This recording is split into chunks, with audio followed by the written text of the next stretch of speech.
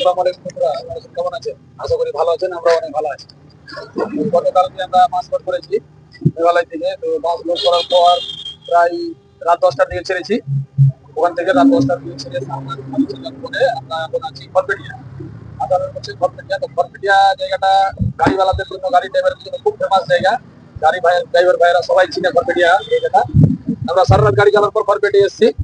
তো আরো যেতে পারতাম হতো, তো সামনে জানতে পড়ে যাওয়ার কারণে তেজপুরে আমরা জানতে পড়ে গেলাম। তেজপুরে জানতে পড়ে যাওয়ার কারণে যেতে পারিনি। মোটামুটি 2 ঘন্টা আমাদের জানতে পড়েছি। তার জন্য এখানে ভোর 5টা থেকে ঘুমিয়ে গেলাম। ঘুম থেকে উঠে সাঁতার খেয়ে আবার গাড়ি ছাড়বো।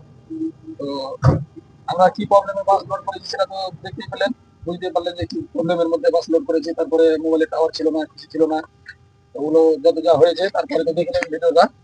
দেখা যাক এখন আমরা কতদূর যেতে পারি। আর বাস লোড করার পর দেখতে পাচ্ছেন যে সমস্যা কি হয়, যে ঢিল হয়। আমাদের এখনো রশ্মি ঢিল হয়নি। দেখা যাক, রশ্মি আমরা এখন এখানে টাইট করবো না, বর্ডারে গিয়ে টাইট করবো।